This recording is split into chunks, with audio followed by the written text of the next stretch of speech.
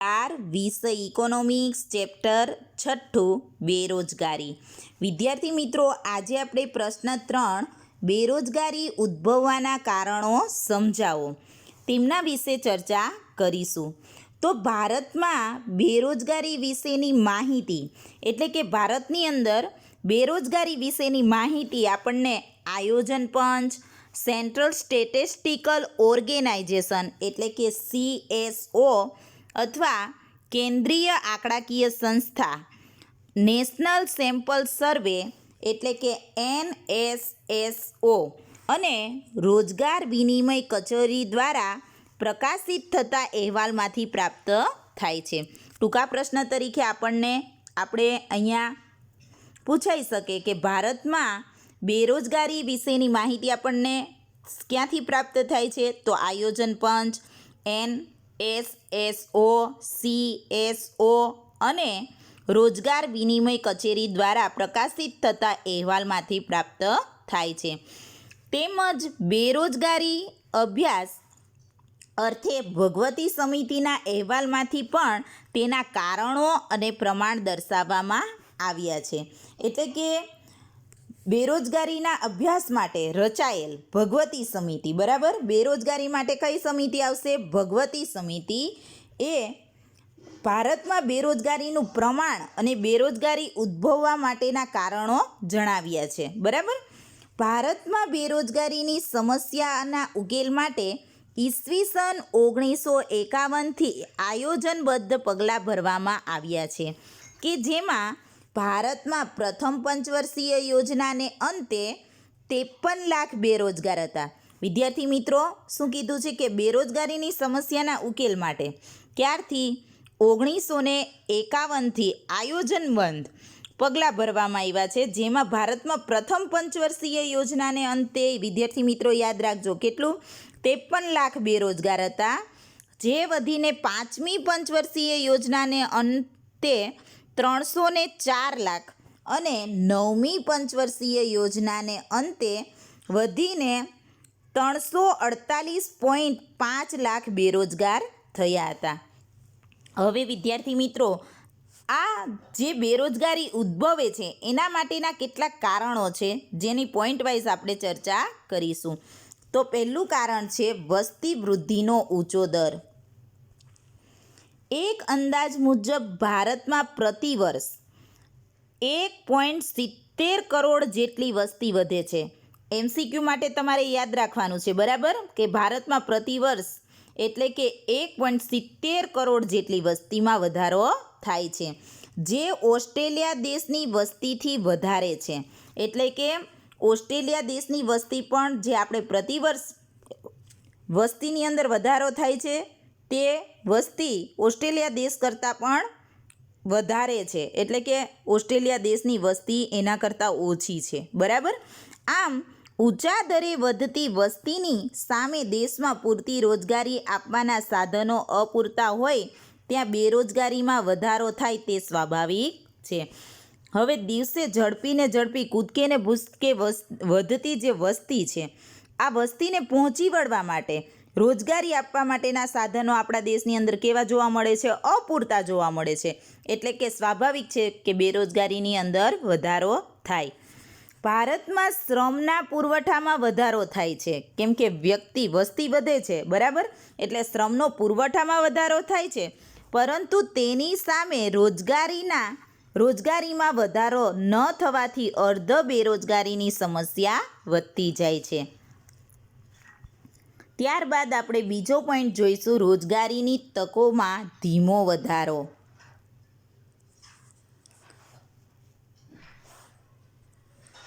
ભારતનો આર્થિક વિકાસ એ રોજગારી વગરનો વિકાસ છે।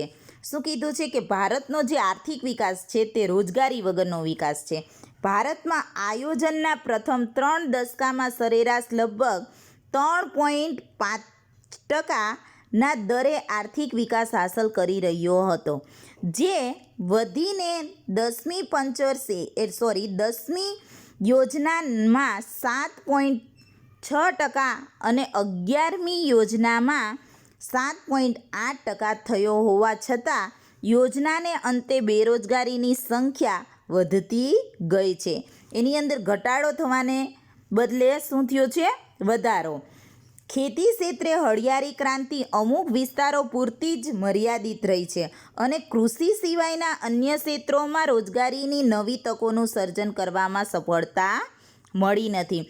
એટલે કે રોજગારીની તકોમાં પણ ધીમો વધારો જોવા મળે છે. ત્યારબાદ ત્રીજો પોઈન્ટ જોઈશું, બચત અને મૂડીરોકાણનો નીચો દર.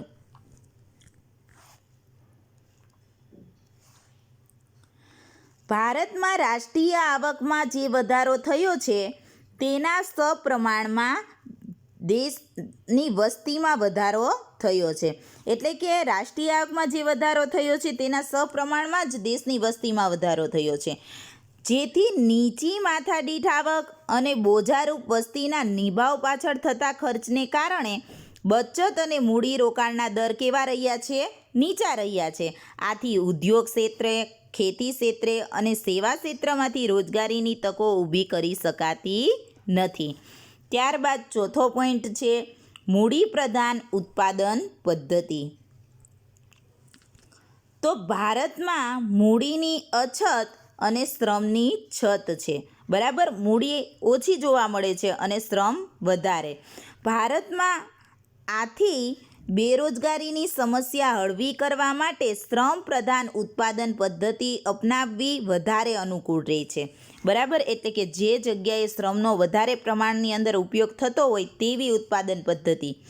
પરંતુ પંચવર્ષીય યોજનામાં ભારતે મૂડી પ્રધાન ઉત્પાદન પદ્ધતિને વધુ મહત્ત્વ આપ્યું છે. ખેતી અને ઉદ્યોગોને વધુને વધુ યાંત્રિકીકરણ અપનાવવામાં આવ્યું છે. એટલે કે ખેતી અને ઉદ્યોગ જેવા ક્ષેત્રોમાં જ્યાં શ્રમની વધારે પ્રમાણની જરૂર પડે તેની જગ્યાએ શું થયું છે? વધુને વધુ યાંત્રિકરણ, યંત્રોનો ઉપયોગ વધારે પ્રમાણની અંદર થયેલો જોવા મળ્યો છે, જે રોજગારીમાં ધીમા દરે વધારો કરે છે. અને ભારતમાં ઉદ્યોગ ક્ષેત્રને વધુ મહત્ત્વ આપ્યું છે. તેથી જ બેરોજગારીના અભ્યાસ માટે રચાયેલ વેંકટરામન સમિતિ અને ભગવતી સમિતિએ ભારતમાં વધારે પડતા યાંત્રિકરણનો વિરોધ કર્યો હતો. વિદ્યાર્થી મિત્રો, એક ટૂંકા પ્રશ્ન સ્વરૂપે અને MCQ માટે યાદ રાખવાનું છે કે બેરોજગારીના અભ્યાસ માટે રચાયેલ વેંકટરામન સમિતિ અને ભગવતી સમિતિએ ભારતની અંદર જે વધારે પડતા યંત્રનો ઉપયોગ, યાંત્રિકરણ થયું છે તેનો વિરોધ કર્યો હતો. ત્યારબાદ આપણે પાંચમો પોઈન્ટ એટલે કે મૂડી પ્રધાન ઉત્પાદન પદ્ધતિ એ પણ એક બેરોજગારીની અંદર વધારો કરવા માટેનું કારણ છે. ત્યારબાદ પાંચમો પોઈન્ટ આપણે જોઈશું, વ્યવસાયિક શિક્ષણનું નીચું પ્રમાણ. ભારતમાં શિક્ષિતોની વધતી જતી બેરોજગારીનું એક મહત્ત્વનું કારણ ખામીયુક્ત શિક્ષણ પદ્ધતિ છે. ભારતમાં આર્થિક વિકાસના દરને ઊંચો લઈ જવા માટે ભારતમાં ઉદ્યોગ ક્ષેત્રે, સેવા ક્ષેત્રે તેમજ ખેતી ક્ષેત્રમાં જે નવી ટેકનોલોજી અપનાવવામાં આવી છે તેના માટે તેને અનુરૂપ કેળવાયેલા શ્રમિકોની જરૂર પડે છે.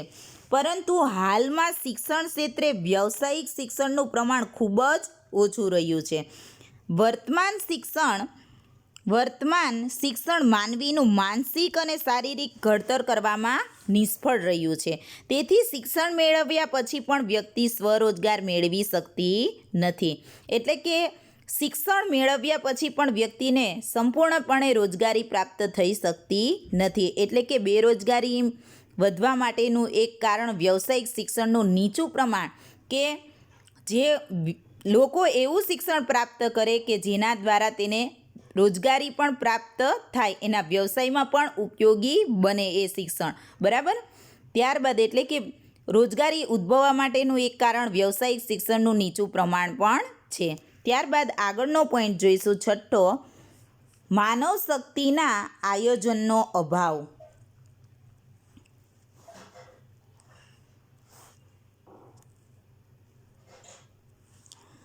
માનવ શક્તિના આયોજનનો અભાવ.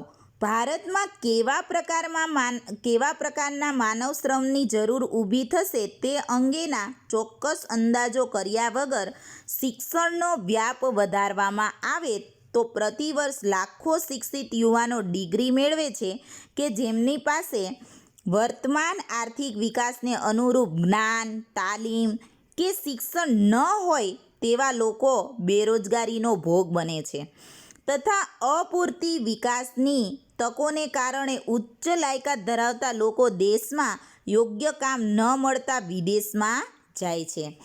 અને જેમ બ્રિટિશ શાસકો જેમ બ્રિટિશ શાસકોમાં સોનાનો એકતરફી પ્રવાહ ડ્રેઇન ઓફ ગોલ્ડ એટલે કે ભારતમાંથી બ્રિટેન તરફ જોવા મળેલ તેવી જ રીતે વર્તમાનમાં બુદ્ધિધનનો એકતરફી પ્રવાહ ડ્રેઇન ઓફ બ્રેઇન ભારતમાંથી વિદેશ તરફનો જોવા મળે છે. વિદ્યાર્થી મિત્રો, આ વસ્તુ તમારે યાદ રાખવાની છે, બરાબર, એક ટૂંકા પ્રશ્ન તરીકે. ત્યારબાદ 7મો પોઈન્ટ આવે છે જાહેર ક્ષેત્રની બિનકાર્યક્ષમતા. જાહેર ક્ષેત્રે રોજગારીના સર્જનના જે અંદાજો કરવામાં આવ્યા હતા તે પ્રમાણેની રોજગારીનું સર્જન કરવામાં જાહેર ક્ષેત્રે નબળી કાર્યક્ષમતાને કારણે સફળ થયા નથી. શું કીધું છે કે જાહેર ક્ષેત્રે રોજગારી સર્જન કરવા માટે જે અંદાજો મૂકવામાં આવ્યા હોય છે તે પ્રમાણે તેની અંદરથી રોજગારી પ્રાપ્ત થઈ નથી. એટલે કે જાહેર ક્ષેત્રની નબળી કાર્યક્ષમતાને કારણે પણ તે સફળ થઈ નથી. તેમજ ખાનગી ક્ષેત્રના વિકાસ માટે પૂરતું ધ્યાન આપવામાં ન આવતા રોજગારીની તકો ઓછી ઊભી થઈ શકી અને બેરોજગારીમાં વધારો થયો. તો બેરોજગારી ઉદ્ભવવા માટેનું આ પણ એક કારણ છે. ત્યારબાદ 8મું કારણ જોઈએ, કૃષિ ક્ષેત્રના વિકાસની અવગણના. વિદ્યાર્થી મિત્રો, ભારતની આર્થિક વિકાસ નીતિમાં કૃષિ ક્ષેત્રને ઓછું મહત્ત્વ આપી અન્ય ક્ષેત્રને વધુ મહત્ત્વ અપાયું છે, જે આપણે આજના સમયની અંદર પણ એ વસ્તુ જોઈએ છીએ, અનુભવીએ છીએ. કૃષિ ક્ષેત્રે આવેલી હળિયાળી ક્રાંતિનો લાભ પણ દેશમાં પંજાબ, હરિયાણા જેવા અમુક રાજ્યોને જ લાભ થયો હતો.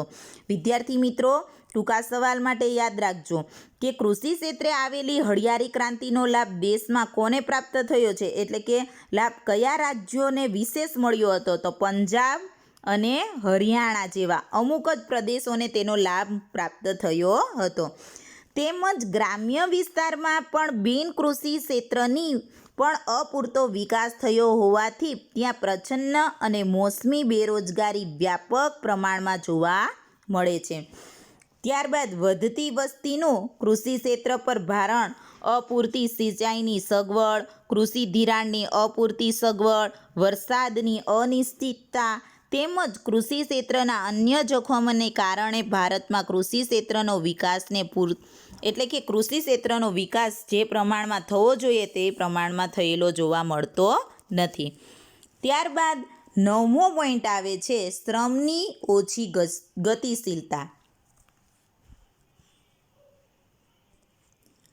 ભારતમાં સામાજિક પરિબળો, ધર્મ, ભાષા, રીતિરિવાજ, સંસ્કૃતિ, માહિતીનો અભાવ, વાહન વ્યવહારની અપૂરતી સગવડો, રહેઠાણની સમસ્યાના જેવા કારણોથી શ્રમની ગતિશીલતામાં અવરોધાઈ જાય છે, જેને કારણે વ્યાપક પ્રમાણમાં બેરોજગારી સર્જાય છે.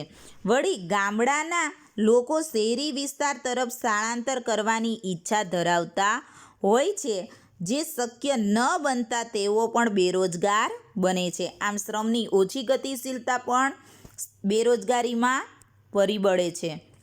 ત્યારબાદ અપૂરતી માળખાકીય સુવિધા. તો અપૂરતી માળખાકીય સુવિધા જોઈએ તો ગ્રામ્ય વિસ્તારમાં અપૂરતી માળખાકીય સુવિધા તેમજ અપૂરતી પાયાની સુવિધા પણ બેરોજગારીની સમસ્યા માટેનું એક કારણ છે. આ ઉપરાંત ભારતની અંદર રાષ્ટ્રીય રોજગાર નીતિનો અભાવ, ઉદ્યોગ ધંધાને પ્રોત્સાહન મળે તેવા વાતાવરણનો અભાવ, કુદરતી સંસાધનનો અપૂરતો ઉપયોગ પણ બેરોજગારીની સમસ્યા ઉદ્ભવવા માટેનું કારણ છે. એટલે કે ગ્રામ્ય વિસ્તારની અંદર જે અપૂરતી માળખાકીય સુવિધા, બરાબર, આપણે જોઈએ છીએ જે પૂરતા પ્રમાણની અંદર સારા રસ્તાઓ પણ પ્રાપ્ત થતા નથી, તેમજ અનેક એવી સુવિધાઓ છે જે બેરોજગારીની સમસ્યા માટેનું એક કારણ છે. આ ઉપરાંત ભારતમાં રાષ્ટ્રીય રોજગાર નીતિનો અભાવ, ઉદ્યોગ ધંધાને પ્રોત્સાહન મળે તેવા વાતાવરણનો અભાવ, તેમજ કુદરતી સંસાધનનો અપૂરતો ઉપયોગ પણ બેરોજગારી વધારવા માટેનો એક જવાબદાર પરિબળ છે.